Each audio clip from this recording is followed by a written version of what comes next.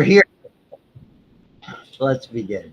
I'm finishing up bones, but and it's the I do always like to do the osteoporosis relatively thoroughly, and then we're going to start joints, and we'll get a fair amount of it in exactly. And so what I did earlier this morning is I sent you all. I loaded the Welsh Hole PowerPoint for joints under Unit 2, and I sent you these two PowerPoints on joints that I'll be talking about when we get to them. So that's the first part of all of this. Let me begin with the osteoporosis. I can't tell you that we call them bone. It's not, these are not all the bone disorders. The focus point is osteoporosis and a little bit on osteomalacia and rickets. Okay.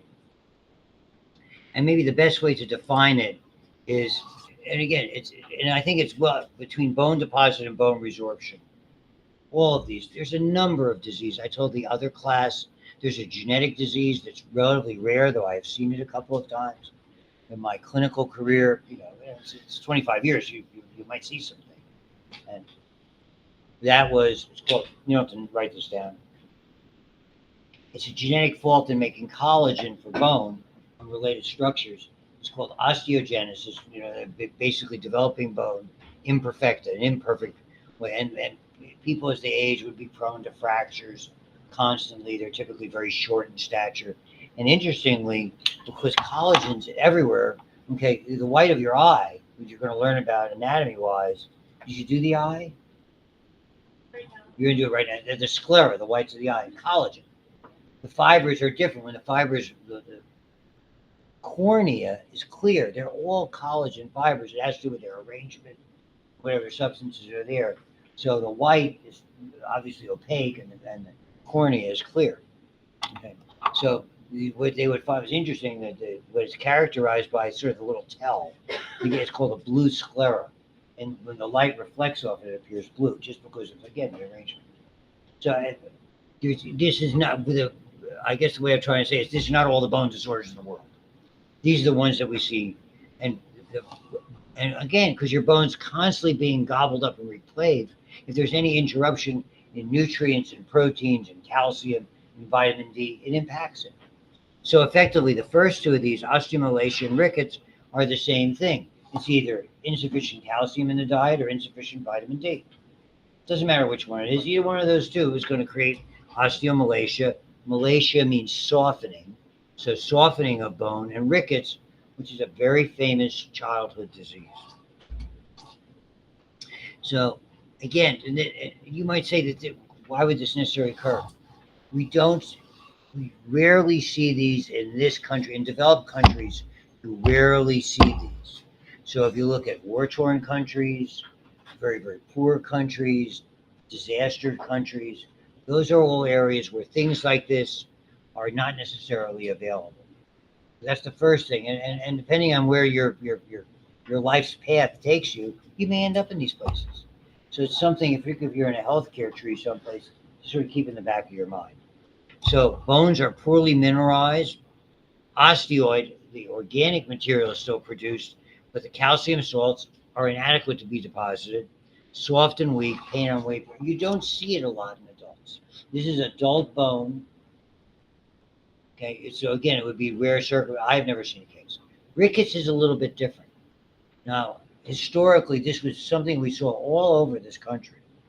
Okay, because we didn't understand the importance of how calcium got in. And so what they did is they made it very simple. We knew that milk was had a tremendous amount of calcium available if you consumed it. So what did they do? Enrich it with vitamin D. And for people, and if you're familiar with the WIC program, the Women Infant Care Program, it's a wonderful program, assuming it's administered properly. And that provides these milk and other supplements for prenatally, for the birth process, for the mother and child, and even going forward. So that program, very, very valuable. And what they did, and we all consume it if you drink milk, vitamin D enriched milk. They put the vitamin D in, we know the calcium is there, and voila, then all of a sudden, this problem that was seen in kids back in particularly in the depression. Your ages or so, your parents are removed, your grandparents are removed, my age people. I mean, I learned a lot about depression from my dad, who was destitute during the depression. He was born in 1914. So understand people were starving, their ability to have things like milk and that type of stuff. So this would be something that was common there. Because it affects growing bone particularly, it kind of looks like this, characterized really by bowing of the knees. Because the weight there, the legs can't support them. And what it looks like when you x-ray them, and there's x-rays easy to find. Look up images of rickets, radiographs, or x-rays. It's almost like the top of the tibia, which is, this is the shaft. It almost looks like this, and then you have like a ball on top of it. It's as though the growth plate would be so irregular, and the nature of the amount of calcium available wouldn't even allow the epiphysis to really develop accurately. This is what you would see adequately from that. And so that was it, kind of like the top of a trumpet. You think of it that way. Horn, pushing a horn. And it was such a unique x-ray. It always stuck out in my mind. So effectively it is osteomalacia of children, meaning in growing bones. So the ends enlarge and they're abnormally long. It just alters the shape. It's very odd, historically significant, and depending on where your life takes you, it may be significant. So it'd be useful to remember. The big guy. Osteoporosis, the error everybody makes, it's the osteomalacia is one where you don't have enough calcium or vitamin D. This is loss of bone substances, and it's not just one disease. There's a lot of things that could do it. Is there a genetic predisposition? For sure. Does it have to do with lifestyle? Of course. Are there additional risk factors? Absolutely, as you will see. So the best thing to do, and contextually, most folks of your age, and I'm painting with a broad brush, you don't think about your own, I didn't. You don't think about your own mortality. You don't think about bad things that could happen to you when you're 60. And if you wait till you're 60 or 70 and go, oh my God, doctor said I have osteoporosis, now what, how do I get rid of it? You can't. There's no cure, there's prevention. And I made the emphasis point, and I will do it to every class I talk about this. The idea, we have so many things in the human body that you have to kind of understand it's coming your way, even if you don't see it on an x-ray, because a lot of things, we have so many safeguards and built-in things that by the time the system is shot, we don't find out until it's shot and it's not repairable. So this is something that, is it treatable? Yeah. Is it preventable? Maybe not, but you can mitigate the damage. You can lessen the damage or make it not affect you as severely, might be the way to describe it. Some people are just, the die, unfortunately, is cast. They have to do the best they can. And that was the story. That's my first wife I told you about. Very, very short in stature. Just not a tall girl. 5.5 feet tall. Her osteoporosis was severe. And the main fact, and she knew about all these factors. And RN with a BSN, just like many of you guys are aspiring to be. She had, unfortunately, and the big player, why it affects women. And a lot of things we talk about, women predominate. When we start talking about connective tissue diseases, what they call autoimmune diseases, rheumatoid arthritis, which is in the joints chapter. 3 out of 4, 4 out of 5 women. Osteoporosis, 3 out of 4, 4 out of 5 women. And she had maybe the most important risk factor. She had ovarian dysfunction, and she became effectively prematurely menopausal no later than age 35. You may wonder why she's 4'10" now. And you think, if you do the percentage, it's a substantial percentage of her adult height has been lost. So that's the big thing. The matrix in general appears normal, but the mass declines. So it's a loss of bone, but if some of the infrastructure is still there. And these are the big areas. The spongy bone of the spine, read that as the vertebral bodies, and the head and the neck of the femur, and that's hip fracture. So the two areas of pathological fracture by far and away that predominate is the one you saw in the x-rays that I projected to you, compression fracture, and the head and neck assembly, particularly the neck of the femur. And again, grandma didn't fall and break her hip. Grandma's hip gave way. And believe me, that's the way it happens. And then then there's all sorts of nuances from how we go about dealing with these things. So take a look now at this assemblage of risk. I haven't used that word in a long time. I love that. It's like when you think about all your skill set, there's a neat word. Try this on your friends. Armamentarium.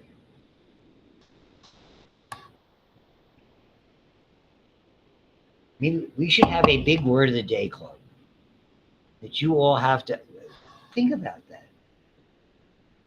What was that stupid game where I got Wordle? Are you kidding me? WTF.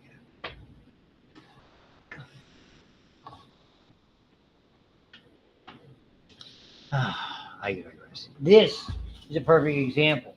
So, I mean, these are photomicrographs. So this is not an X-ray. So you can see normal bones, well mineralized, lucky, osteoclast, any word you want to describe. Yeah, bunch of holes. I mean, that's going to give way. It just has to. You can see the infrastructure is not there. Think roads, think Pennsylvania, think potholes. The problem is, if you think X-ray wise, why it's such a big problem is here we have so many of these things. It doesn't show up on a traditional X-ray until it's about 75 to 80% gone. It looks normal, 50% gone. Well, if the bones are mineralized by half, it still looks like regular bone. And so, oh, you know, I'm 60. I want to check. Maybe I got some osteoporosis. And look, yeah, you got. Oh, doc, give me a pill. We'll get rid of it. Sorry, can't do that. Doesn't work that way.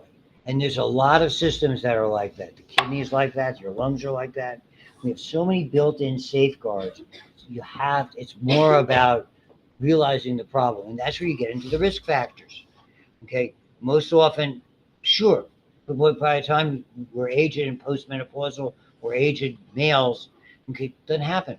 30% of women age 60 to 70, by 70% by age 80.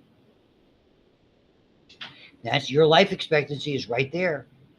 Okay. And the estrogen is the big player. And so menopause, which let's say 53 to 55 on average. Okay. Again, it's not something that young people think about, but this is the time that you have your best chance to deal with it. So again, that's the whole idea. The difference is because men, it's related to testosterone, and men produce testosterone throughout their lifetime. Certainly not as much young as it may diminish over time, but probably doesn't start to diminish till age 60 or 70, comparatively speaking. But even then, produce throughout your lifetime. Women only produce testosterone-like substances in small amounts, as you'll learn about in endocrine, from a part of your adrenal gland. Very bad. And that's where all the testosterone, androgen-like substances that play a role in things like sex drive, play a role in red blood cell formation, etc. And you get to that, we talk about that. So that's probably accounts for that 3-to-1, 4-to-1 distinction that you see there. And then you have the other risk factors. Okay. These are the things that you can address. Actually, and this is what my first wife, she's very well aware of it. She was taking estrogen supplements that they were getting compounded, not by pills, because the most effective way, they made them into like a lozenge that would dissolve in her mouth. I mean, she had an elite OBGYN who was right on top of it. She knew very well. Okay. Very, very well. I knew very, very well. Okay. That did all these procedures, and we knew the problems with the ovaries. We tried so much stuff trying to have children biologically, although it was unable to do so. And so insufficient exercise or stress, calcium and protein. Protein's part of the picture too. Vitamin D obviously is part of the picture. That's why I think it's important. Smoking is part of the picture. Thankfully, these days, we don't see anywhere near as much smoking as we used to. You know, she never smoked. I did enough for both of us. It did. Genetics. This is what you can do. And again, hopefully you all have biological relatives, unless you were adopted, and then like my kids, you don't know. To be able to see what grandma looks like, see if there's osteoporosis, see what your mom and dad look like, get an idea of what's going on familially. If you're seeing a bunch of it, you know, there's another hip fracture, figure it out. You got to start working on it now. As their diabetes is a factor, hyperthyroid is a factor. I mean, medications are a factor. Alcohol. This is just not mean. Oh, if you drink, you're going to get it. things that, when you start talking about things like that, that's moderation. I don't get preachy about stuff like that. You know, you're adults. Do what you want to do. I have a fond saying: if you want people to act like adults, treat them like adults. So all of that's part of it. But these are the things. So what did she do? I use her, and she knows I always give this talk about that. I mean, she was in the sun all the time. She loved. She had. Not only was she short of stature, her coloring, which is a little darker. In other words, and I'm not trying to be offensive. I'm very politically incorrect. Typically, people who are Nordic, blonde, tallish, they are less likely to have that. My daughter-in-law is her mom is Swedish, so she's blonde, you know, tallish. I mean, I don't think she's got a heck of a lot of the risk factors, but I would give her the same talk. My first wife was much more darker of skin, more Mediterranean coloring. That's a risk factor. Short of stature. So what did she do? She went out, gardened all the time, very conscious about it, exercised all the time, took the estrogen supplements, took the calcium supplements, the vitamin D, never smoked, rarely drank. Okay, all you're doing is trying to mitigate. With her, it's just the die was so cast. And then the confidence that I have is that it was certainly because of the premature. I mean, just she had what's called Stein-Leventhal polycystic ovary disease. It's not a winner to have. She went through a lot of surgeries to try to so we could have conceive children biologically, tried in vitro. It was in the early days before people had heard about this. We didn't start. If you didn't know, we didn't start hearing about it. I do this if I do repro, if I do AP2. Is we talk about a group out of Virginia Beach. The Jones group were really the first ones to start looking hard at IVF. That was in the 70s, early to mid 70s. So it was a foreign language. You know, you were toying things you should not. Tell that to a childless couple. Don't worry. So all those types of things, preventing and treatment, calcium and vitamin D, certainly. Drugs don't work terribly well. Most of them have side effects. It's interesting. This category of drugs, the calcitonin and the bisphosphonates, are ones. The calcitonin might be useful for osteoporosis. The bisphosphonates, which made you don't have to know it. You may have to learn about it down the road. The kind of have you retain phosphorus or phosphates, and calcium comes along for the party. And theoretically, will go more in the bone. Hard to tolerate for folks using it. Lastly, Paget's disease. Paget is very odd. Okay, we have not understood older people and what happens. You have areas of bone where it looks osteoporotic, and areas of the bone where it looks osteodense. Okay, it's really strange, and we do think maybe there's a viral component to that. I mean, so this is what it looks like. It's a pretty good X-ray to show you what normal looks like above, and you can see this radiodense areas and the areas where it's not. It's like it's not there. So it goes. So it's really, the way we describe it is islands of increased density and islands of reduced density. But overall, the bone is weaker. It's not as good. I mean, it's denser, but no, it's unfortunately it's weaker. Do not be confused for you. You'll hear about something called Paget's disease. And I do not know if it's the same name. It may just be two doctors, two scientists with the same name. It's a cancer of the nipple, breast cancer. My mom had diagnosed with. Fortunately, it's what they discovered in situ. It hadn't spread, so all they had to do was have it removed. And this was probably when she was, maybe 70. So you've got to understand a lot. There's a lot of names. Diseases are named for a lot of doctors. Sometimes it's the same doctor. Sometimes it's the same name. Thus concludes bone. We're on to joints. I know. And I know you'll be ignoring me. I'm sure you'll be ignoring me on Wednesday. If you have your final on Wednesday, some people in the lab, you're in Tuesday. Yeah. Then you're not allowed to ignore me. If you have the finals on Wednesday, you can ignore me. Anyway, I don't mind. I can take the hit. My wife ignores me all the time. Did you listen to what I was saying? She listened to me. I stopped at the. It's okay. She knows what she got herself into.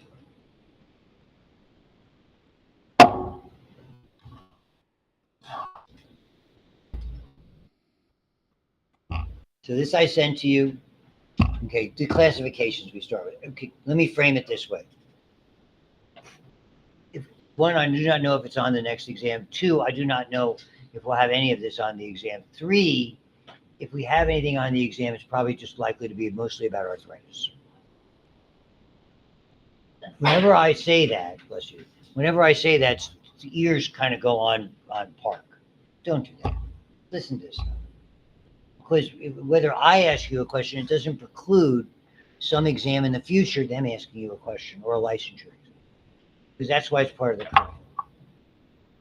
It's not, oh, Stein's going off again telling us stupid things. Yeah, maybe so. But unfortunately, every so often it rears its ugly head. Please, listen to me.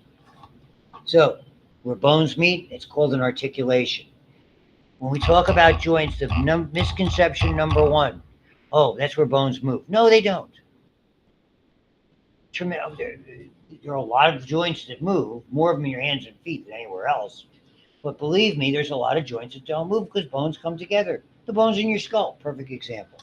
So we classify them based on what the joint is made of. The one we're going to spend the time on, I've drawn up there a little bit in my bad artwork, is called the synovial joint. Synovial is the joint. It's named for the apparatus that surrounds the joint and bathes it with fluid to lubricate it. It's named for the lining tissue, which has a fancy name called synovia. And it produces this somewhat viscous, it's just a little sticky, greasy, but not a lot, fluid that lubricates your joints. And it lubricates all your joints that move freely. We'll get back to that in a second.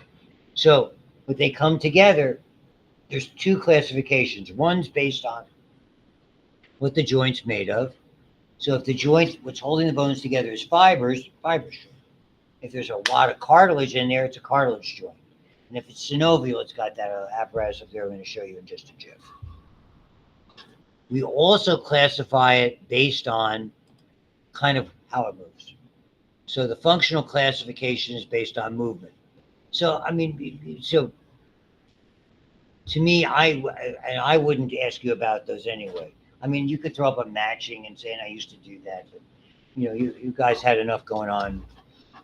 And normally this is the type of stuff that would have been covered in lab, but I understand the limitations this time. Sin, like in Spanish, S-I-N, means without movement. So arthro is the sort of the universal code word for joints. Arthritis, inflammation of. Arthroses, condition of. So sin, arthroses, without a joint or without, in this case, the implications about movement. Amphi, I don't know what the word derivation is, means some or little movement. Okay. And so they classify as slight, and there are joints that move just a smidge. And then diarthroses, how they got that name, I don't know, because di always meant two to me. Freely movable joints. So we go back to the other one. The ones that move the least are made out of fibers. They're collagen fibers. They're very strong. And what happens as the bones grow, the fibers, for lack of a better way to express this, contract. It's like the fontanelles, all those wonderful sutures you learned about in anatomy. Sagittal and frontal and lambdoidal, squamous. Those guys, the fibers holding them effectively are sufficiently long to allow a little bit of motion for the skull to develop, for the birth process to occur, and then they begin to close. And by the way, by H2, those fontanelles, those little fountains, are all closed, particularly that one between the sagittal and the frontal. That's the last one to close. So that's an immovable. It's not designed to move.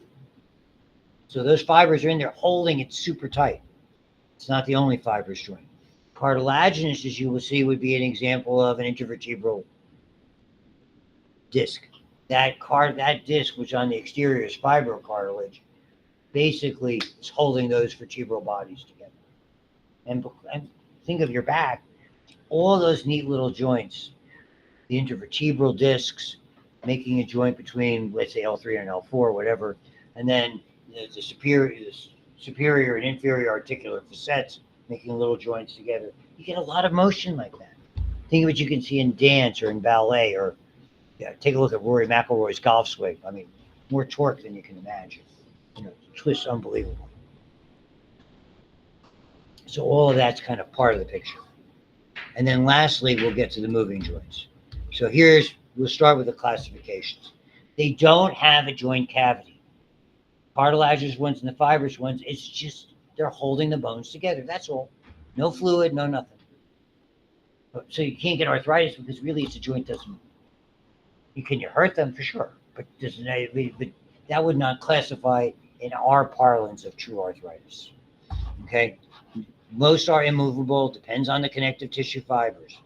So the sutures, just that. Syndesmosis, you'll see in a second. Gomphosis is the periodontal ligament. When you have to extract, that's what about baby teeth coming out. When you have to extract a tooth, the hardest thing for the dentist or oral surgeon to get to is that ligament. That's really what holds it in. They can use instruments and be able to sort of pry it to a certain extent. But if it's stuck in there, that's the ligament's the hard part. And it's like I said to the other class, you're the worst. You're in the age where this is going to be very relevant to you. This is when wisdom teeth go. They always, right at the start of college. Mine were Easter break of my freshman year.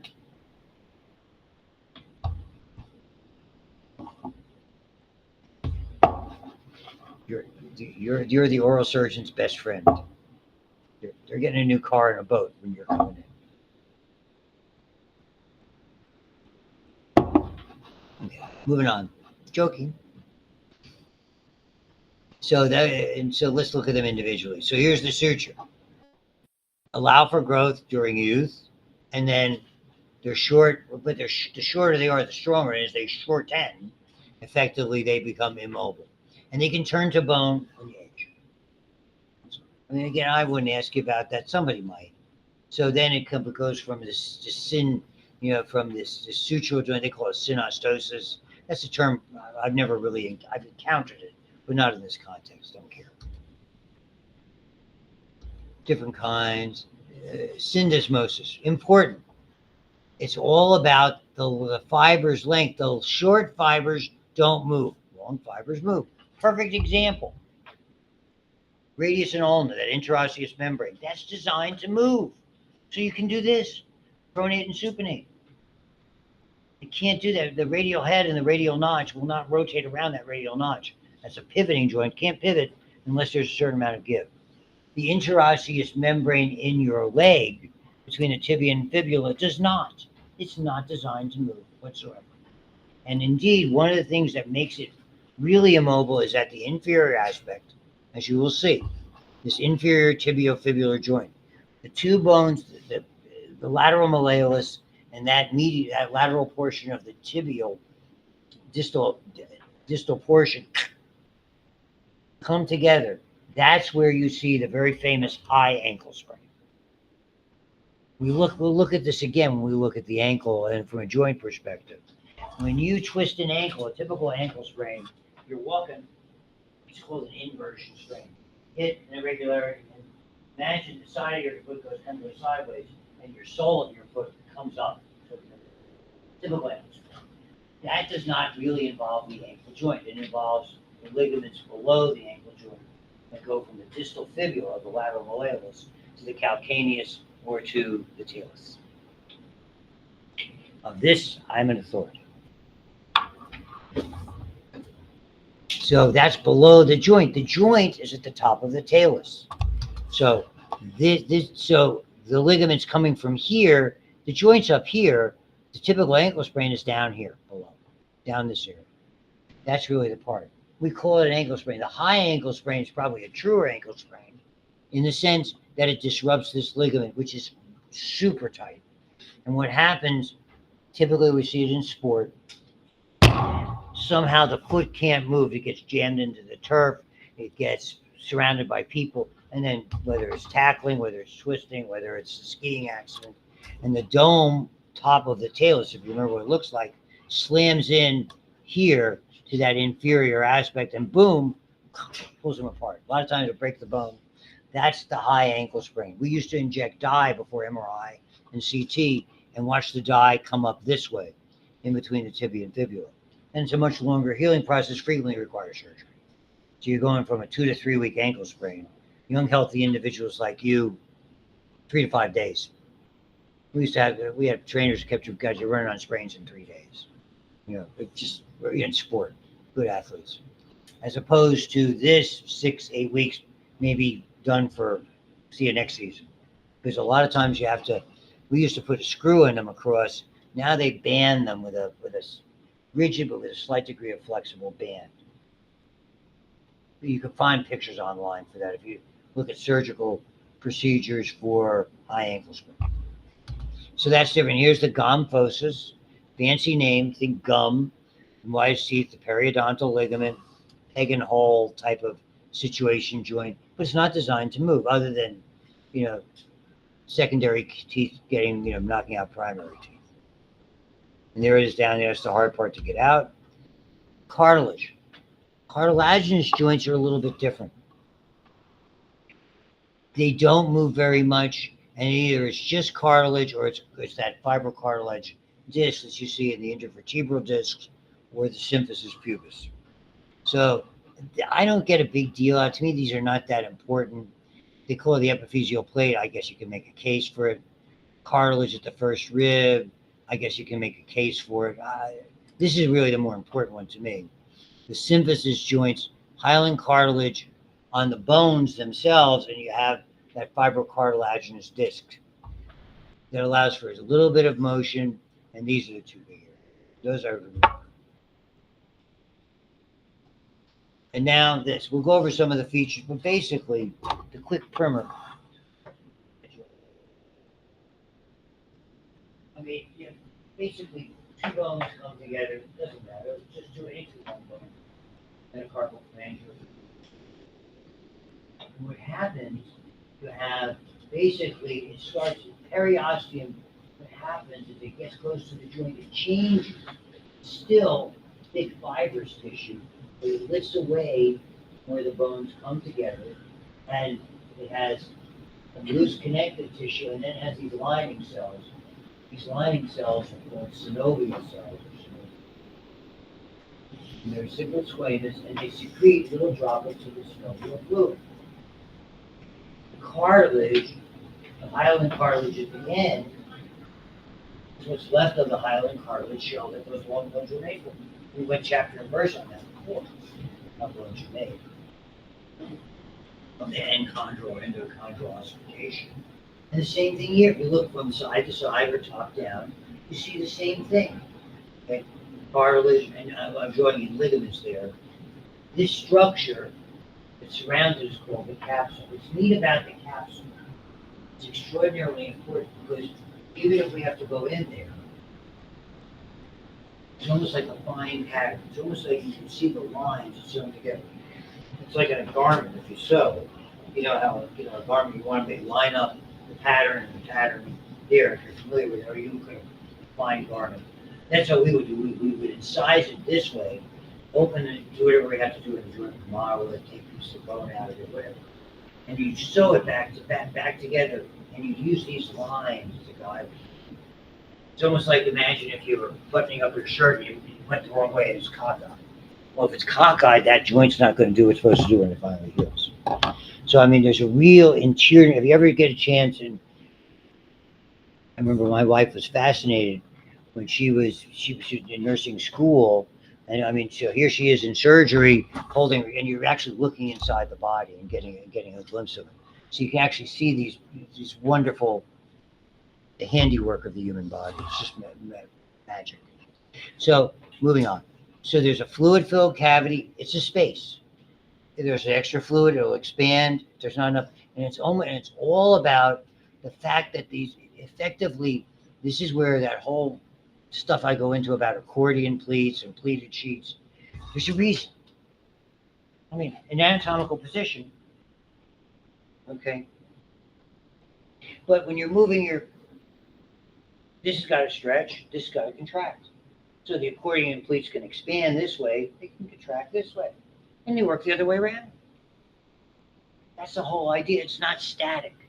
Think dynamic. Think stuff always moving around. And this is a wonderful example of it. And what happens in those pleats, it's got a fancy word. So they almost look like this. And every so often you'll get a pleat that kind of goes the wrong way in sport. And the name we give it, we call it a pleatka, because plication means pleats. And you see that in sports sometimes, where it's almost like one of those accordion pleats kind of goes backwards and gets stuck, and stuff gets stuck in there, and it causes the joint not to move. You see that in the knee with dance, particularly. So, I mean, depending on, I'm not enough of an authority on dance, other than maybe the shoes. And it's been a long time since that. So, all of these freely movable, nearly all the limb joints. These are general features. We'll look at them. The bursa and tendon sheets have, some of them, not all of them have that. We'll do the stability tomorrow. I stopped, and I don't want to get into other classifications. So the articular cartilage that you can see there, does it prevent the bones from crushing? That's the stupidest thing I've ever seen. The cartilage is about 1/8 of an inch thick. Oh, I just fell from a height. My bones are, that 1/8 of an inch of cartilage is going to stop the bones from being crushed. Are you kidding me? Small fluid-filled space, I'll buy that. Articular joint capsule, the layers up there, you saw the external fibers, dense, irregular connective tissue, the periosteum. It's just a continuation of the periosteum. Periosteum lifts off the bone, and all of a sudden, magically, you see this transition. The lining is no longer that periosteal lining with all the bone precursor cells we looked at in the bone chapter. Magically, it makes a transition, and now you have these synovial cells. It's really significant change. And then you always have underlying any lining tissue, you always have loose areolar connective tissue, because that's its blood supply and its nerve supply, and voila, we're making the synovial fluid. The fluid is relatively clear. Plasma is a solution. Hyaluronic acid is, when you remember, you learned about ground substance, and when you're looking at connective tissues in lab, hyaluronic acid is one of those. It's sort of like a protein and carbohydrate mixture, and what it does effectively, it provides the viscosity when it's partially dissolved in the joint fluid. It gives it its viscosity.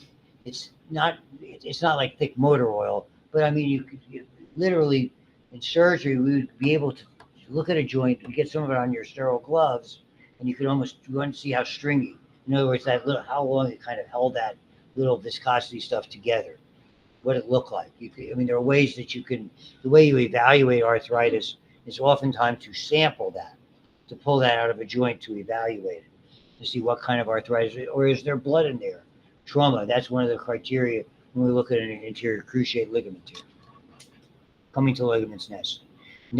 And so there's a lot in there, plus a certain amount of white blood cells, just like any other tissue, that are basically they're kind of like scavenger cells or little cleanup cells that are in there as well. This is the interesting part, and this kind of underscores, and really a good talking point. We're going to spend most of our time in joints on the knee. Knee is the most common, complex joint. So what a ligament is, it tethers the bones together. So they're relatively dense. Remember, you learned about that. Dense, regular connective tissue, tendons, ligaments have a little elastic tissue. They go typically from epicondyle, okay, on either side. Those are true for what are called the collateral ligaments, one on either side, depending on the orientation. In the medial epicondyle humerus, you have medial or ulnar collateral ligaments. See that, and as we continue with this chapter. On the other hand, okay, here are other ligaments. So you can have ligaments on the top, you can have ligaments on the inside. So for instance, the classification, if you have a ligament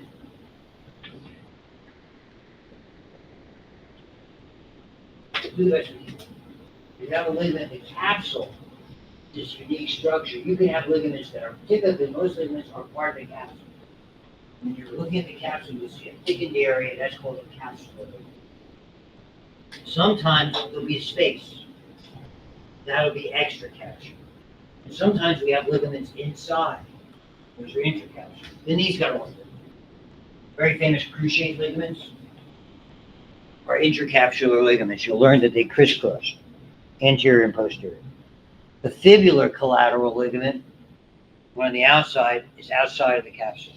The medial collateral ligament is actually part of the capsule. And indeed, when we get to the other layer of complication in the joint, there's cartilaginous discs that are in it. So those are the menisci. So that's why it's got every layer of complication. There aren't a lot of joints that have an extra, but it's not just the knee. Temporomandibular joint, what makes things go wrong and what makes things go right is that extra cartilaginous disc. Cartilaginous disc allows you to move your jaws, grind your teeth, chew, all that stuff. Good news. Bad news, if that cartilage disc has a defect or develops a defect in it, now you have the most frequently dislocated joint in the body. Temporomandibular joint. If you know people with temporomandibular joint, it's usually a bite dysfunction. That is no good. The other joint that helps is here. The reason you can move your upper extremity, the only place that your whole upper extremity, including the shoulder, scapula, and clavicle assembly attaches, is at the sternum, sternoclavicular joint. Put your finger in here, a little bump there, and you can feel it. There's a cartilaginous disc in there. The trouble with anything that's extra like this, if it increases the amount of motion, if it damages, tears, breaks, very hard to repair. It's cartilage. It only heals with scar tissue. Cartilage, you don't make more. It just isn't the same. It becomes fibrocartilage or scar cartilage. That's there. So the knee's got all of that. So all the neat things with the menisci, as you will see when we look at that joint extensively, do they contribute to the wonderful ability, they increase what we call range of motion and degrees of freedom. Not only does it flex and extend, we can rotate it, which allows us to walk properly. But if we injure it, messed up. You can see all of these things. And obviously nerves and blood vessels will come to the party as well. So this is and it gives you, it's a neat little illustration, those little pockets. So I was telling you about like having this, the plica or plication. It's not just a little sac, it extends three-dimensionally. And what happens when people get arthritis, they get little bone spurs, cartilage calcifies, kind of becomes like a little tiny bone spur. We call it a bone spicule. You hear the term joint mouse or osteophyte that's associated with it, and they get stuck in here. And then all of a sudden the joint can't move. I've had patients, elderly patients like this. We're working on them, and all of a sudden, okay, we'll come and we'll help you out of the treatment chair or the table that they're on. And I can't move my knee. It's happened to a wonderful lady I treated for 25 years. Thankfully, in 15 minutes, she found her knee, finally, it just went into spasm, and she had arthritis. I think I treated her between the ages of arguably 70, maybe to 95. So all of that type of thing that was there. So you can see the extent, it's bigger than you think. It's not just a sac. It's a sac, and I'm trying to imply this sort of dynamic nature to it. And yes, other stuff. Your knee, your shoulder have natural fat pads for cushioning. And most importantly, here's the articular discs. And they do a lot of stuff. When you look at the femur and the top of the tibia, flat. I mean, you got two balls here on a flat surface. How do they stay there? That's where these gaskets that are the menisci, and you're going to see that. And we talk about them, and I'll show you the shapes. These are as interesting as everything. Bursa and tendon sheaths. They are little extra bits of synovial tissue. They're like little Mother Nature's buffers against friction and pressure. So the shoulder has, and some of them are always there. The shoulder and knee have ones, and other joints that are always there. Elbow has it down by your heel where the Achilles tendon always has one. And what happens is sometimes if there's increased pressure, any place where you naturally have dense structures, bone against tendon, tendon against skin, bone against skin, all of the bone against muscle, any of these structures, you might find one in there. And sometimes when it's unnatural from an activity or a sport, sometimes they will form as well. And they can get inflamed and irritated, just like the joint itself can. So you hear people talk about bursitis or tendonitis The tendon's a rope. It doesn't get inflamed. The sheath around it gets inflamed. And so it's designed for that. And I'll show you the ones anatomically just for reference. We're not going to play anatomy and have to name them. And then tendon sheaths, wherever a tendon goes around a bend. So from your arm, forearm going into your wrist, into your hand, tendon sheaths. From your leg into your foot, tendon sheaths. They are natural liners because the body isn't designed to go around the end. This is maybe as famous as anyone. This is called the tendon of the long head of the biceps. So when you hear about someone in sport ruptured a biceps tendon, usually happens to big linemen, push like this thing gets pushed away. The tendon's a rope. It doesn't tear. Not very much. What happens is, this is that you learned about the humerus, the intertubercular groove. You have greater and lesser tubercles. There's a groove in there. The tendon, that long head of the biceps, the short head goes to the coracoid process, if you remember that. See, I took the course. The long head goes to the top of the glenoid fossa and attaches there. They call it a super stabilizer because something's got to hold your shoulder, and shoulders dislocate very easily. So when it ruptures, what happens is the tendon pops out of the sheath and basically tears out this way. And the sheath, so what do you have to do? You have to push it back in and oversew it. That's what you do. It's not magic. Sometimes you have to deepen the trough, and then you push the tendon back in, you oversew it, and it takes time to heal. Steelers had a great running back when Bill Cowher started. And Barry Foster, 1,600 yards one year. He popped one out behind his fibula called the peroneal tendon. Popped out. I talked to one of the surgeons who looked at him, orthopods, one of the big surgeons who did an evaluation on him. I never was the same player. Sometimes you can't fix these things. Sometimes you can. So they are so important. I was telling the other class that it's like this. I mean, we have them in the foot and in the hand. They're under such tension that if you cut one, it'll be like, pulling down the blinds and it snaps up. So you have to be very, very cautious in surgery to make sure they don't do that. And moreover, if someone's injured them in a big accident or a big cut or something like that, you have to make sure the tendons go in there. The sheets are like little tunnels or passageways. So if they come out of them, you have to make sure you go back in them or it doesn't work. So there's a lot to this. That's what a bursal sac, that's called the subacromial bursal sac. And we'll save this for the end, so we'll start next time. Thank you. Have fun. Good luck with your tests if you're having them tomorrow, your finals. Thank you. Oh, you'll need it.